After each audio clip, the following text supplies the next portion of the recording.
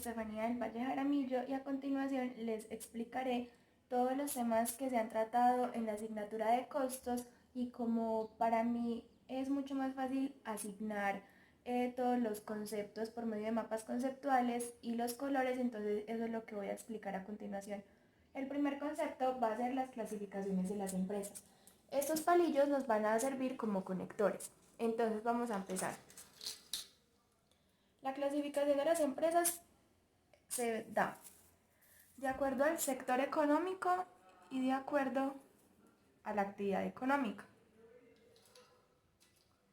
Entonces, en el sector económico encontramos 4 sectores que vendrían siendo el sector primario, el sector secundario, el sector terciario y el cuaternario. Entonces, la definición del sector primario son donde explotan ese recurso natural sin grandes transformaciones, como la agrícola, la ganadera, la pesquera y la minera. En el secundario es cuando ya cogen esa materia prima en producción, entonces son todas las empresas industriales y de construcción. El terciario es el que se encarga de prestar como servicios y comercio, y el cuaternario está basado pues en el conocimiento como la generación e intercambio de información y tecnología. Este sector es más que todo para los países que están muy desarrollados y abarca estos 3 sectores mencionados anteriormente. La actividad económica. Entonces, acá encontramos las extractivas, que se encargan de la explotación de ese recurso natural, las manufactureras, que se encargan de transformar esa materia prima ya en productos terminados, y encontramos 2 tipos,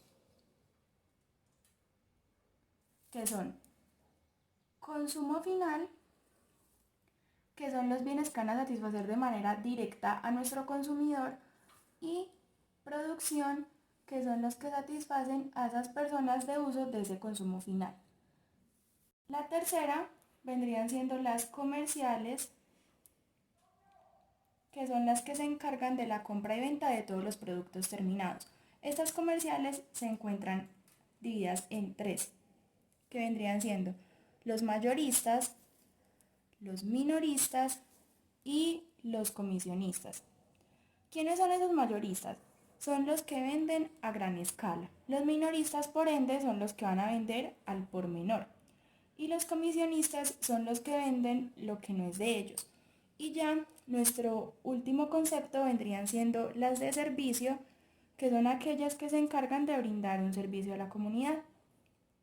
Entonces, de esta manera es como para mí me resulta mucho más fácil aprenderme estos conceptos al hacer un mapa conceptual y que sean de colores diferentes.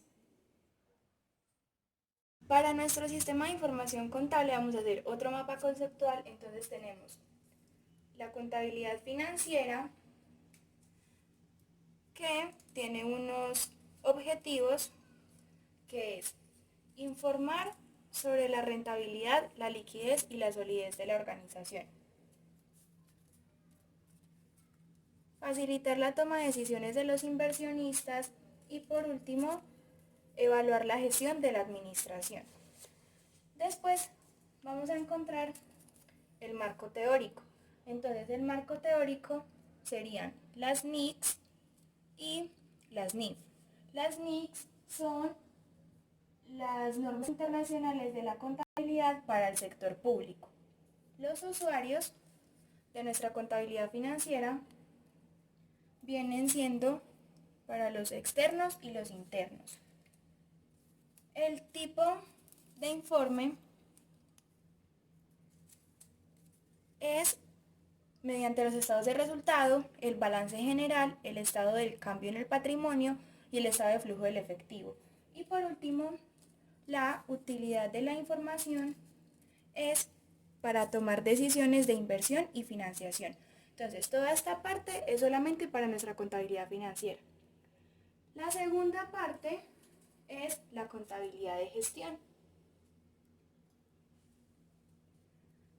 Acá también vamos a encontrar objetivo. ¿Cuál vendría siendo? Generar y preservar el valor de la organización.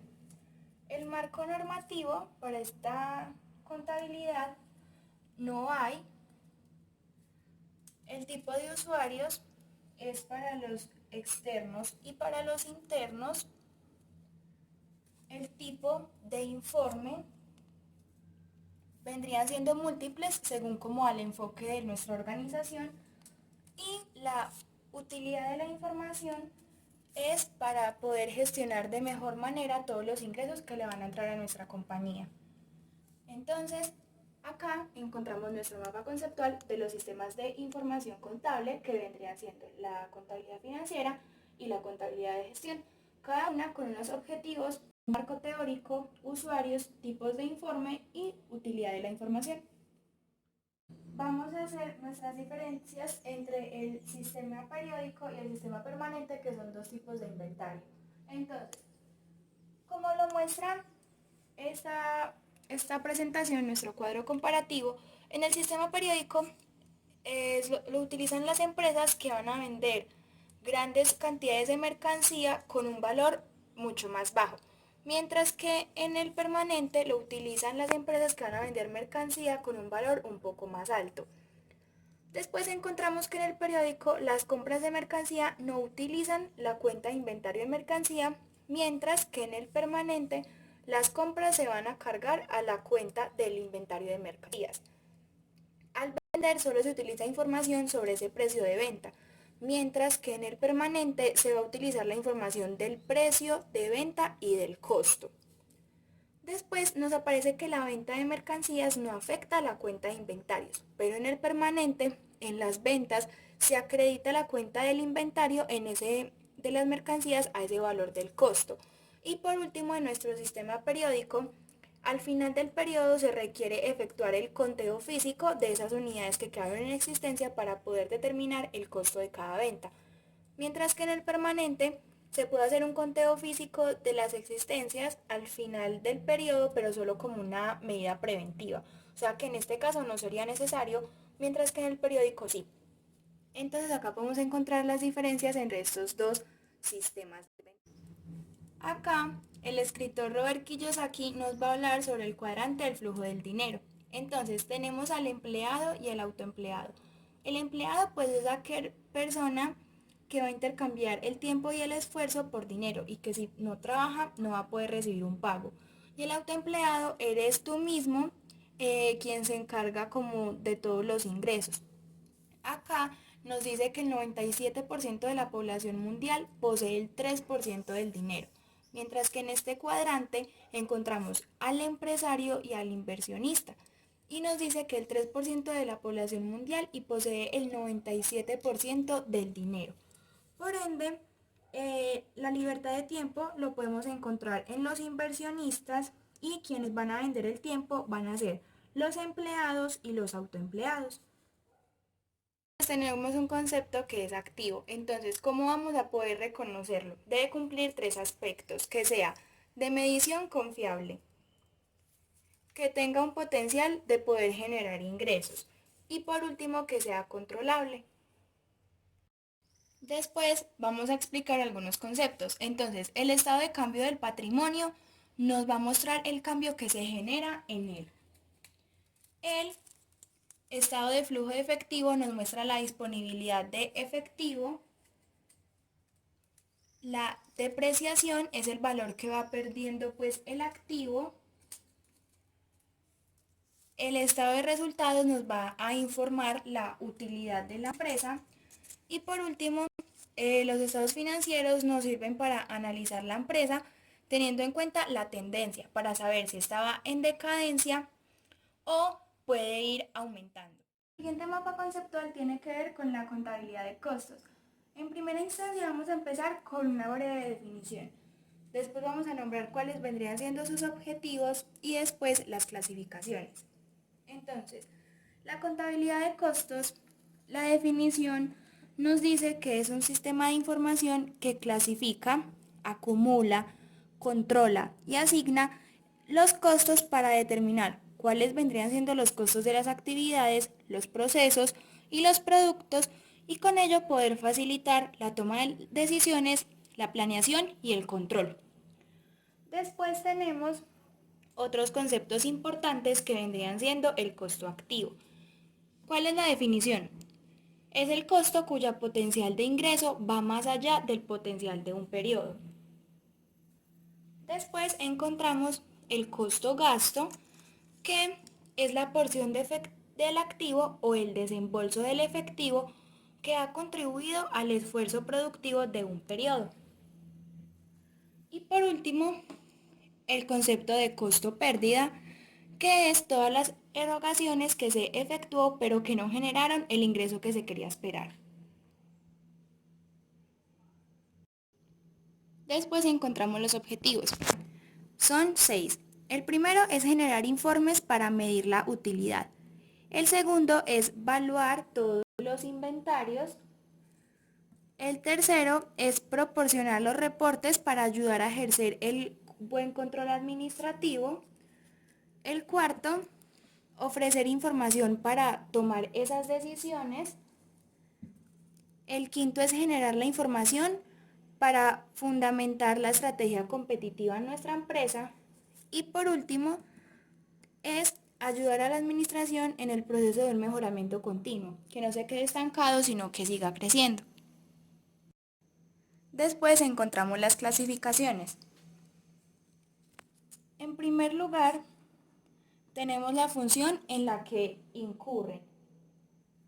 Encontramos la producción, que es cuando se transforma esa materia prima en un producto terminado, y encontramos la materia prima, la mano de obra y los gastos indirectos de fabricación.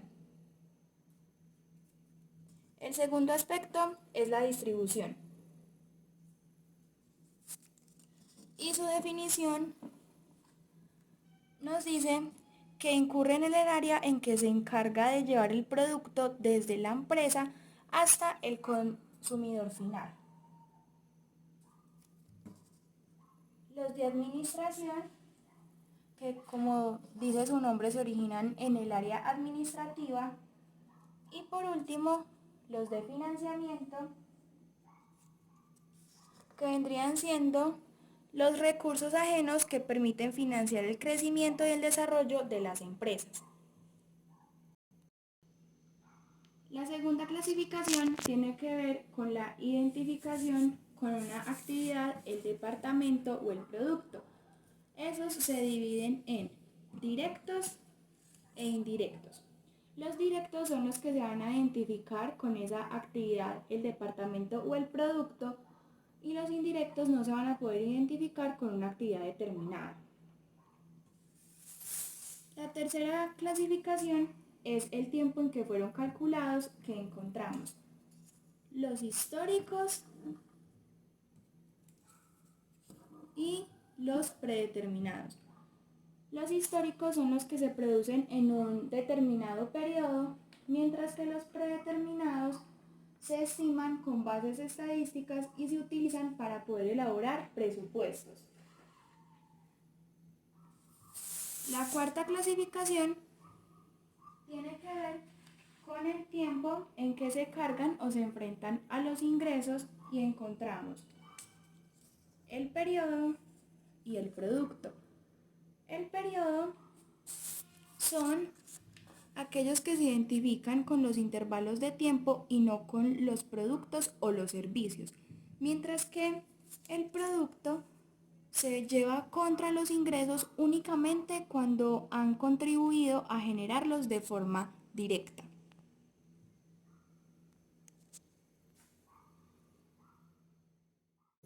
La quinta clasificación tiene que ver con el control que se tenga sobre la incurrencia del costo. Entonces encontramos los controlables y los no controlables. Los controlables es cuando una persona tiene autoridad para poder realizarlos o no, y los no controlables que no se tiene una autoridad sobre los costos en los que se va a incurrir.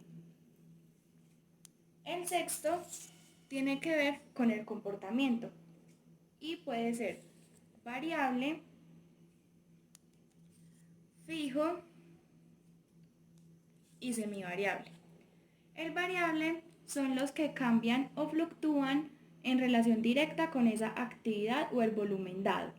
Los fijos son aquellos que van a permanecer constantes y los semivariables son los que van a tener una parte variable y una fija. El séptimo tiene que ver con la importancia para la toma de decisiones y encontramos los relevantes y los irrelevantes. Los relevantes son los que van a modificar o cambiar de acuerdo con la opción que se adopte y los irrelevantes son los que van a permanecer inmutables sin importar el curso de la acción que se va a elegir sobre ese costo. Nuestra octava clasificación de la contabilidad de costos tiene que ver con el tipo de sacrificio en que se ha incurrido. Entonces encontramos tres tipos: desembolsables, los de oportunidad y los virtuales.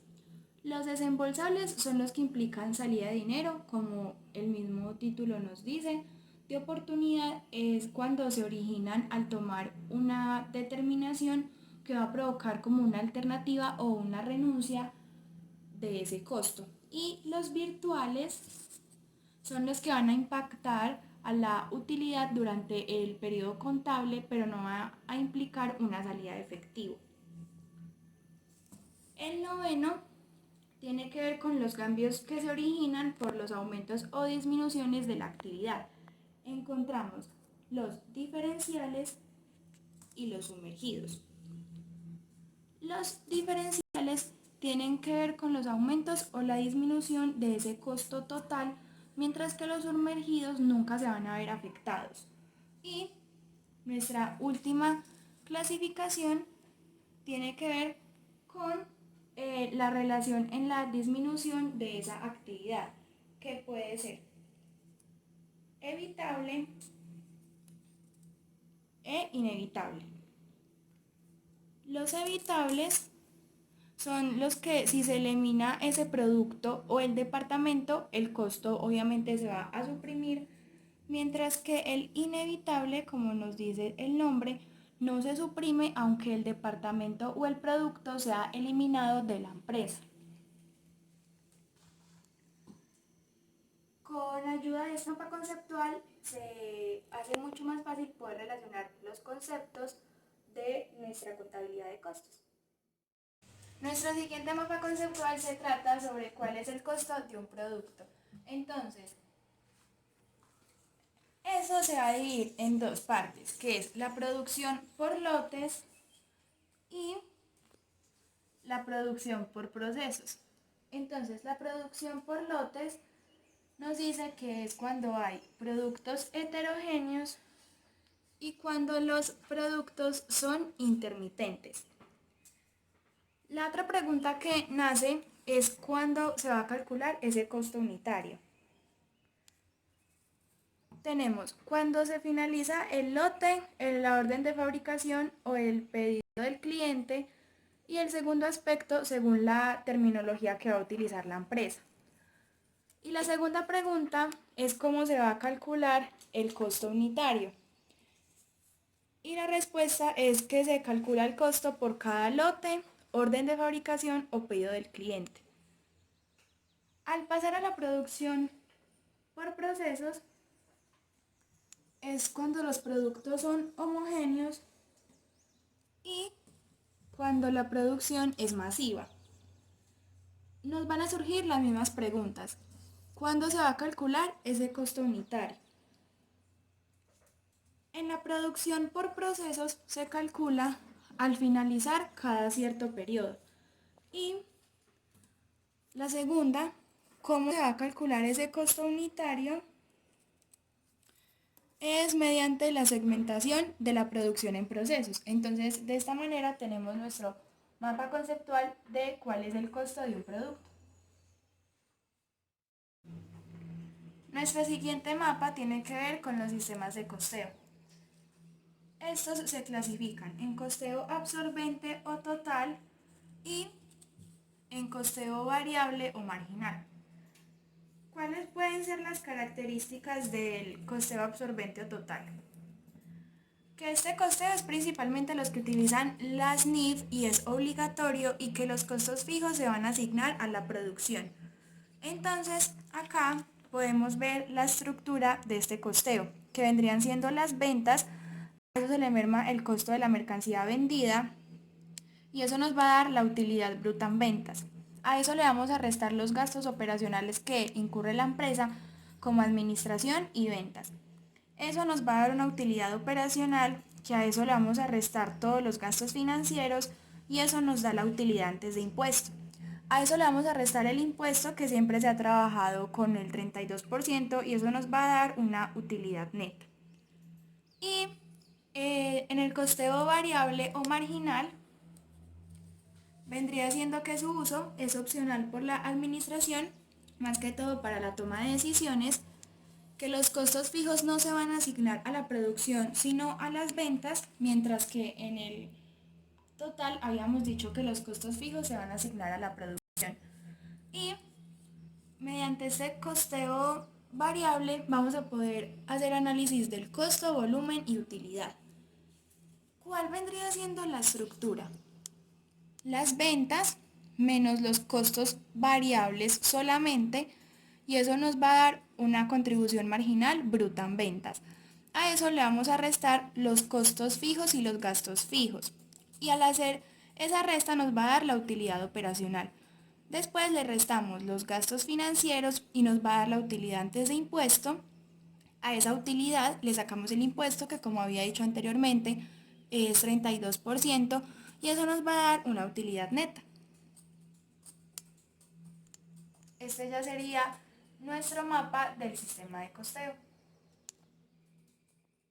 A manera de conclusión, lo que se quería llegar con esta actividad era poder relacionar todos los temas que se trataron en costos mediante la inteligencia que yo quise adoptar, que era poder relacionar todo con un mapa conceptual, porque es mucho más fácil poder entender estos conceptos y a la vez utilizar colores para así asimilar esos colores de acuerdo a su concepto. Muchas gracias.